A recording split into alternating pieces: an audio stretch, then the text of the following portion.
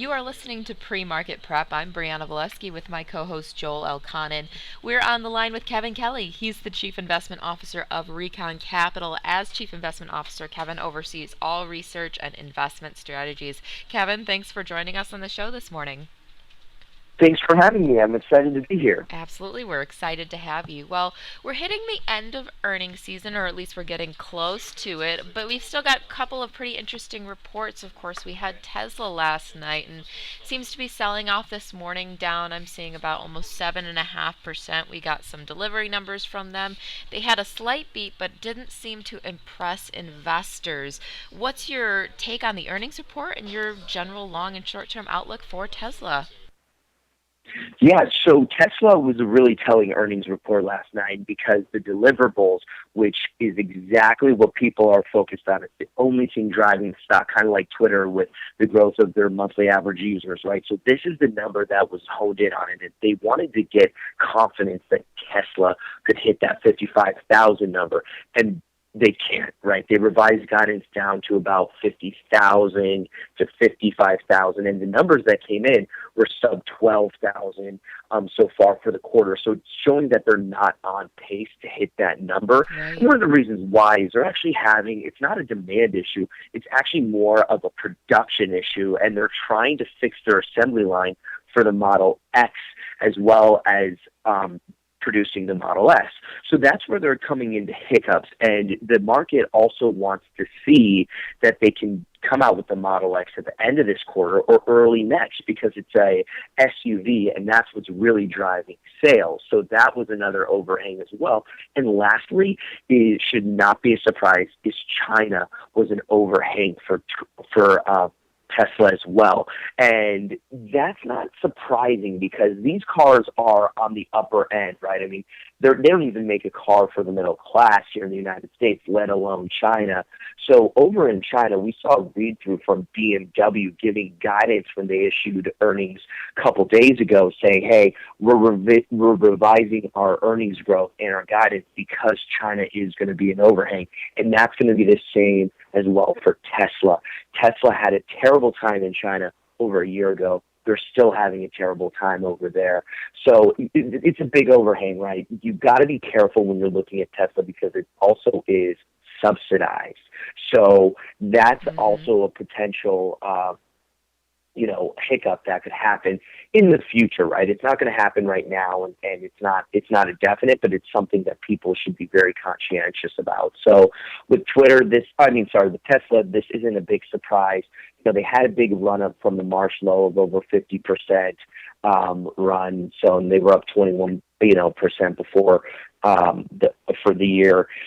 What's nice to see is that the options market was pricing in an 8% move, and it's kind of the pre-market move has been around that down 6, down 7, kind of around that. So this isn't a big, terrible move. It kind of was anticipated for the options market, but it's hard to be bullish on Tesla here, right? You've got to buy into their Powerwall, the Gigafactory. You've got to buy into a lot of things, and they've all got to happen in unison, and they got to execute, and we haven't seen that so far. That's exactly what we've mentioned a lot is investing in Tesla seems like you're really just betting on the future of the company. We're not seeing these numbers come out right now. Production continues to be an issue. Obviously, there's demand, but they can't seem to push out these cars as much as people are trying to get them. I mean, do we see like a sustainable future in this country? Are they going to be able, or in this company, are they going to be able to catch up with demand? I think they eventually will, and there is big demand. I mean, if you actually just take a step back and you look at the product, it's a great product. Oh, I mean, absolutely. These cars are sexy electric vehicle cars, which I can't say that the Leaf was or a Prius is, and they are really safe. So they get great reviews. They're a great product. But they've got to figure out this production situation, especially because they've given the guidance that in 2017 they want to come out with a $35,000 vehicle for the masses. It's like you guys can't even come out with the product right now for the high end. And you've actually started to see they may have shown their hand a little bit because they came out with this kind of referral program where if you refer a friend, you get $1,000. They get $1,000 by getting a Tesla, but they can't even get the car. So back orders are there, demand's there. They've just really got to clean it up. I think Tesla will be a company around for the long term, but they've got too many things going on. I wish they would just focus on production of the actual car as opposed to, building this gigawatt factory, figuring out their power walls where they're selling through the stationary storage. So I just want to see them focus on their core competency. We also got earnings from GMCR Keurig Green Mountain. Not a good report for them. I mean, are people just not buying K-Cups anymore? Yeah, I think it was pretty much hinged on the Keurig 2.0, and there was a big push behind that. And hate to break it to Keurig, but there wasn't anything wrong with the 1.0. So people Yeah, really, don't fix what's not broken. there's not for the coffee machine. I don't think they needed a refresh or upgrade cycle like people do with phones. So this isn't really a big surprise. I mean, it's hard to try to get behind Green Mountain right here. It is, I mean, before there were rumors that they could have even been a takeout candidate. They had these soda initiatives. I don't think Coke would touch the name anymore. It's really hard to get behind it. I mean, sales, were bad. I mean, you're seeing a big market move, 20% plus to the downside. It's really hard to get behind this, and people are using the product, but they're not buying the new machines. Yeah, I mean, I completely agree. It's just like, well, if my first machine works and it's not broken already, then why would I get a second one? Another interesting stock that we saw earnings from was Herbalife, and of course, there's the infamous, Carl Icahn, Bill Ackman battle between that. Any take on Herbalife? The take is there is regulatory overhang as well as a cast in characters hovering around the stock. So Right. unless you have a good grip on either of those, it's hard to play in a name like this, right? Because these are the type of names that are moved off of those type of headlines and not the actual numbers and fundamentals of the company. So you can see that when Bill Ackman comes out and says something, and he's got a new 1 hour presentation where he says it's a game changer, and it'll move before he does the presentation. The presentation comes out, and there's no smoking gun, right? Or he's able to get, he's able to lobby some member of Congress to open up an investigation. Or then you have on the Herbalife side, they come out with great numbers, and they're doing share buybacks, and they're, really increasing. So unless you have a good grasp on the headlines and the characters, these are hard names to play in because they're just going to move on those kind of macro news as opposed to actual company fundamentals. So that's what we've seen in the past with certain other names. So once that clears and you can actually get comfortable with the numbers, we stay far away from names like that. I completely agree with you, and I'm so glad you used the phrase cast of characters, because when you see this drama play out on like CNBC, it almost seems like a soap opera, and these are cast characters. So I'm kind of on the same page. Where It's fun to watch. yeah, it is fun to watch. Yeah, exactly. So well, we had a couple tech stocks, and we love talking tech stocks with you that broke some interesting support levels this week. I mean, Apple went all the way from over 120 down to like the 112 level. What's going on with Apple right now?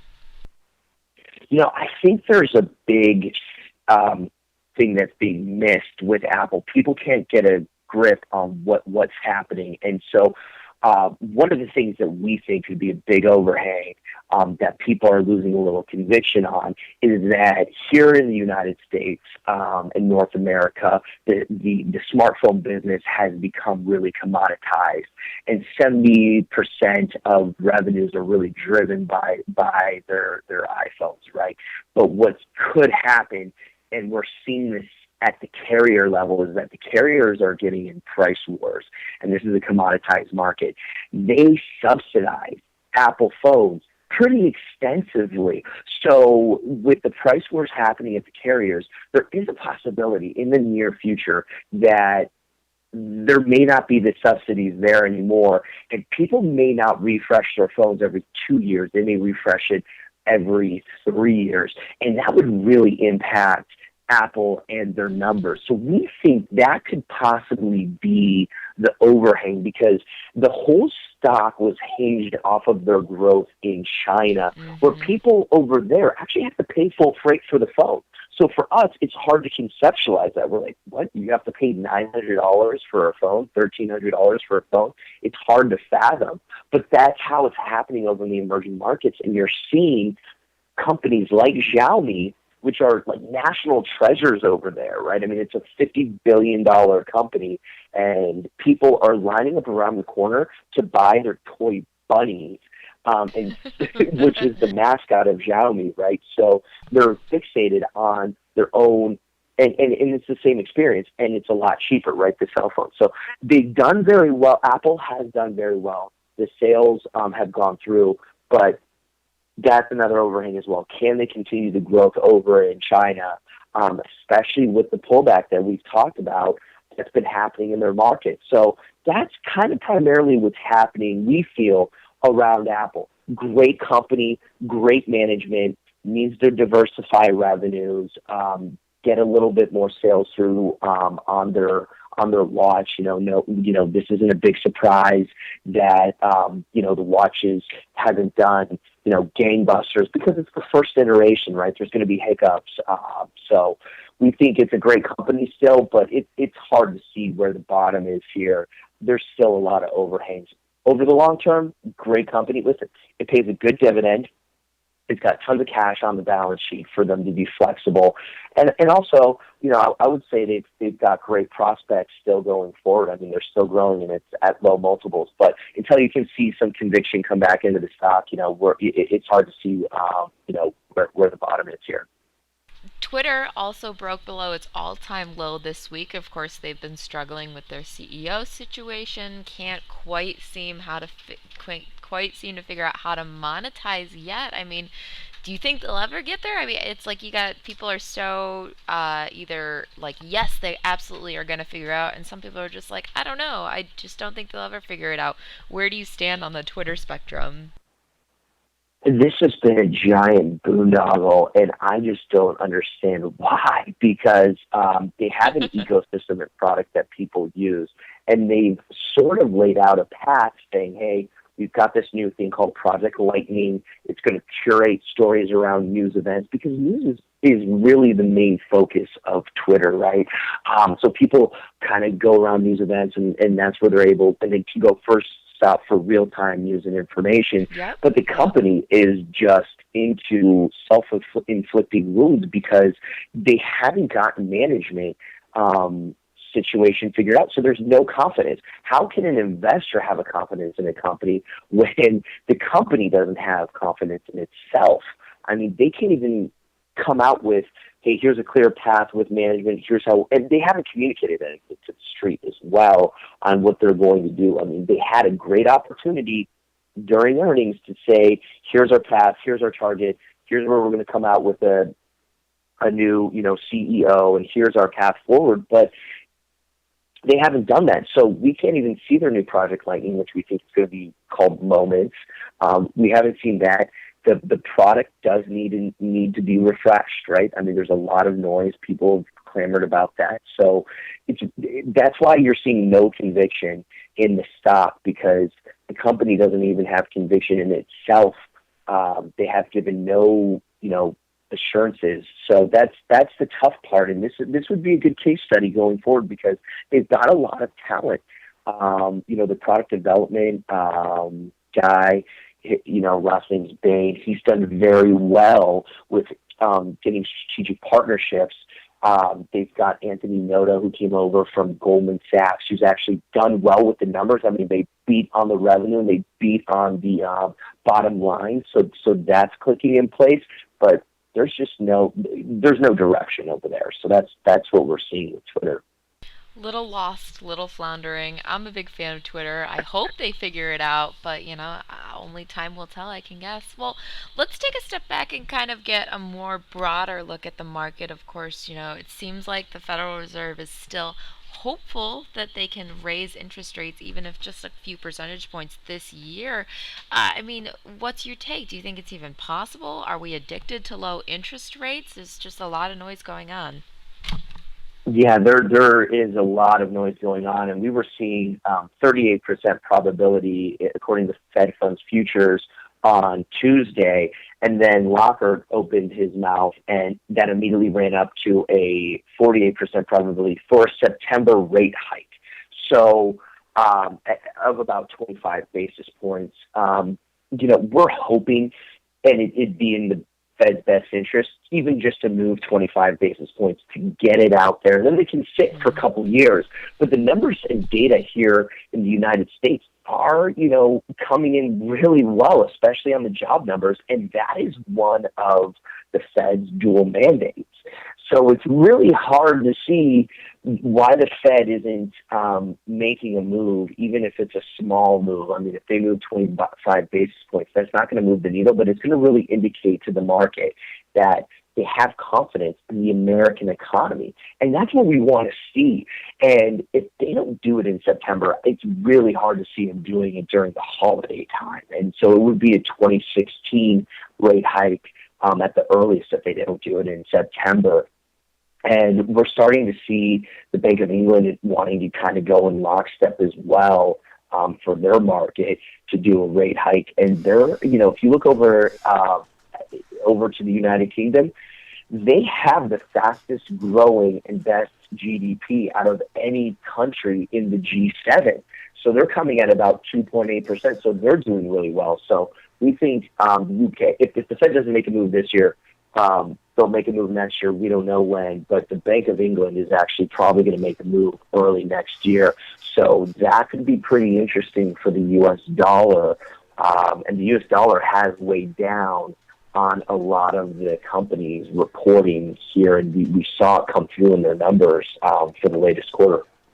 We're on the line with Kevin Kelly. He's Chief Investment Officer of Recon Capital. Kevin, I just have one question for you, and it kind of revolves around the whole interest rate, environment. I mean, at this point, interest rates are you're never going to make any money by putting your money in the bank, right? And at this level, bonds are, who knows how they're going to react with a rate hike, if it's only going to be one rate hike. What about just these nice dividend-paying stocks like AT&T or Procter & Gamble or General Electric? I mean, is that why you think you just have such support in this market that's basically your T-bill, that's your your long-term investment, is these dividend-paying stocks? Yeah, that's what's happening in the market right now, especially because they are stable companies that have consistent cash flow that you can feel confident that they're actually going to meet those obligations, of the dividend, and they like hiking them. So these are companies that have really done it throughout multiple market cycles. So that's why you're seeing a big bid into those companies, because you've got great management, you've got great assets, they're market leaders in their respective fields. And so if you're looking for income, it is one way to go get income, especially because these are companies that aren't high flyers or high beta names. And so you're not going to get necessarily the volatility that happen in some of these high flyers.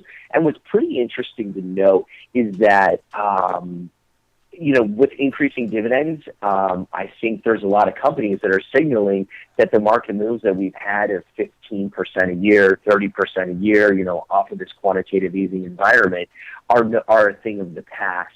And I think you can see that even in names like Gilead that, did really well on their earnings.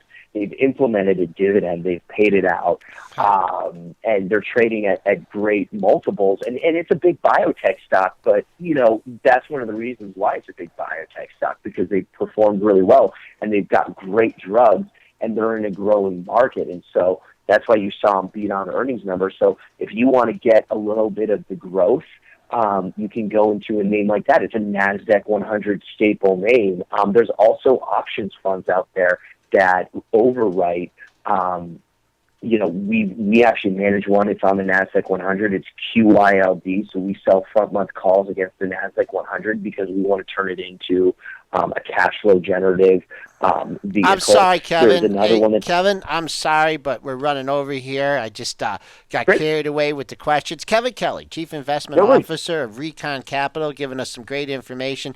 Thanks a lot, Kevin. We'll speak to you again soon. Thanks so much, Kevin. Obviously, we Thanks love so much. talking to you.